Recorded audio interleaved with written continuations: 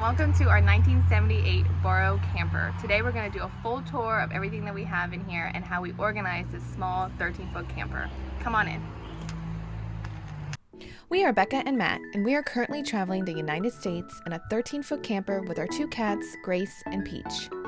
We started in California and are currently making our way to the east towards North Carolina. Be sure to subscribe and don't forget to give this video a thumbs up. See you next week.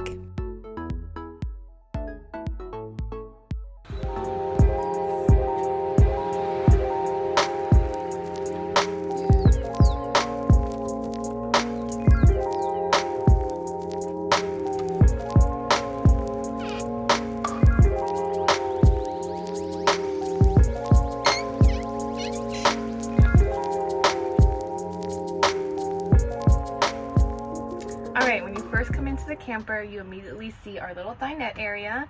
This is usually not as clean as it looks now.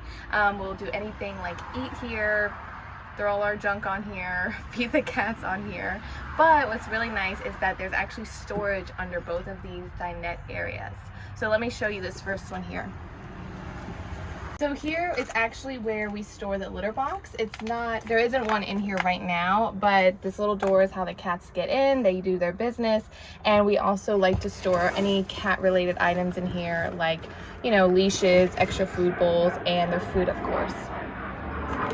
So under this dinette is, it's a little bit harder to get to. So we like to store things that we know we'll need occasionally, but not on a daily basis. So we actually have our medicine cabinet in here. It's a little container that we store extra supplies. We have some food like cans, cereal, and just random junk that you end up having. It's kind of our junk drawer, if you will.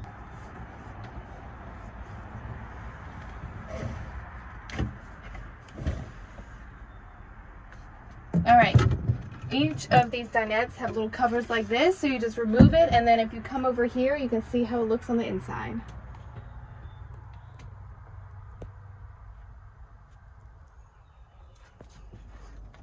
All right, so that's pretty much how all the storage looks like in the camper.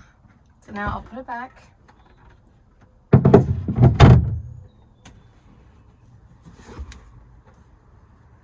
By the way, these seat cushions are just some foam, and then my mom made these covers for us with some leftover fabric, and then we just put a little rubber mat underneath it so they don't slide all over the place. It works pretty well.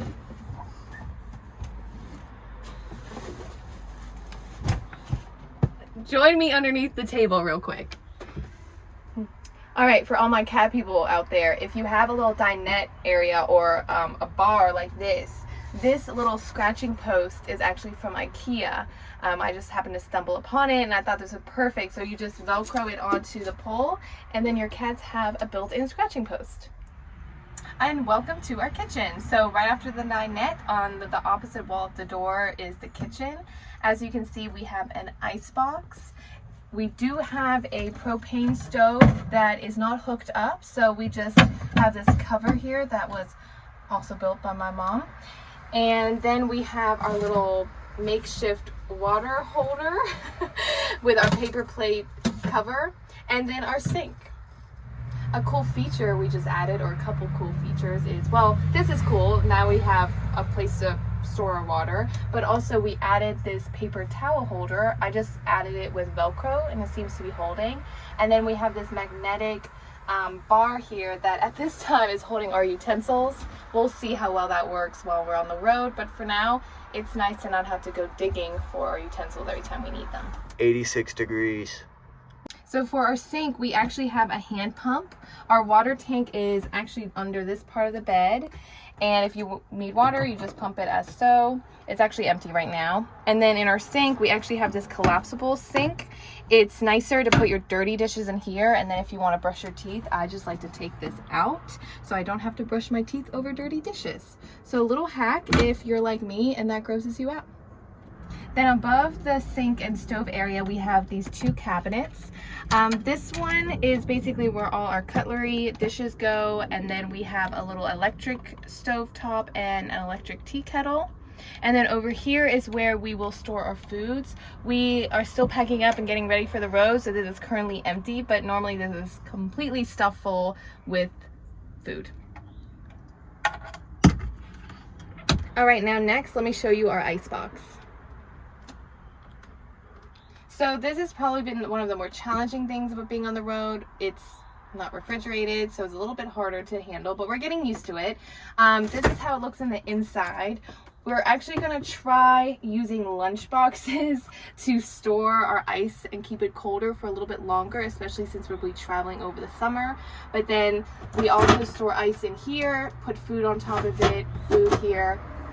This is constantly changing. So if you guys have any better tips for how to keep food cold in the icebox, let us know. But this is what we're going to try, and we'll let you know how it works over the summer. Next to the icebox is our under sink storage. So this is where we have our trash bags. This white one is what we use for recycling, and this little one is for our regular trash. Then we have our gray box that collects all the gray water from our sink. And then we usually have a little handheld vacuum cleaner in there.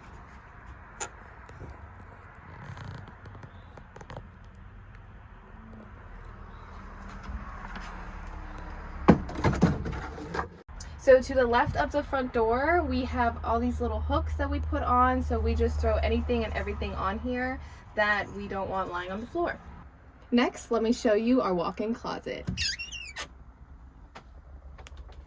Front of it, we have these hanging drawers that actually I found them on Amazon. They fit perfectly within the door frame, so you can kind of sort of maybe pull out the drawers. It's falling apart, but so far still holding up. But here we put socks, underwear, bath stuff, whatever fits, honestly. And then I hang my little jewelry. We got some belts, and then yeah, that's pretty much it. Then down here we sometimes throw like shoes or just random items. Honestly, this became our true drunk drawer. We just kind of shoved things in there and went on with it. So one thing we haven't mentioned yet is that when we have to drive, a lot of these things have to be thrown on the bed essentially, and the closet's the main one. We found pretty quickly that everything flies out, especially the drawers. So our routine is to take all the drawers out and anything hanging, throw it on the bed. And then we also have bungee cords to bungee like the top cabinets. As you can see here, we have this little bungee cord, so it keeps everything nice and closed. Underneath the bed is actually where we keep our clothes. As you can see, it's empty now, but typically there's two little drawers or containers that we each keep our clothes in, and then when we don't use them, we shove them back down there. And last but not least, our bed. So this is basically a bed at night, a day bed in the daytime. I put this kind of cover on top of everything to prevent the litter and dirt and food from getting into our actual bed, and it works pretty well. It's probably the size of a full bed, but there is a curve to it, so it does give you a little bit more room to squeeze two people in, and honestly we haven't had any issues. However, this is going to be our first time traveling in the summer, so we will keep you updated on how that is going. So underneath the bed is where we keep most of our storage. So earlier I mentioned here's our water tank, so there's not quite as much room, but you can still squeeze a few items in there if need be. And then on this side, so pretty much this half of the bed is where you can really put in a lot of stuff. We put in things that we rarely have to get. Currently it's our winter clothes, an extra set of sheets, you know, any kind of documents or supplies that we want to have on hand but we probably won't need. That goes all here because it's a real pain to get to. You can actually kind of get to it from underneath the closet, but please don't make us show underneath the bed because we just made the bed all nice and I don't want to ruin it. And then I just wanted to point out this little organizing thing here. You want to take advantage of anything that you can use to put more junk in. So we just screwed in a nail and some hooks, and then have this little IKEA hanging organizer thing for anything like phones, chapstick, etc. But if you're looking for something that you want for your camper, this has been really handy. There's all different kinds of styles. All right, so that concludes our tour of our 1978 Burro camper. It's a total of 13 feet, and as you can see, it is tiny, but there is a lot that you can pack into here if you want to. Let us know if there's anything else that you would like us to show or have questions about, but we hope you enjoyed, and don't forget to give this video a thumbs up and be sure to subscribe.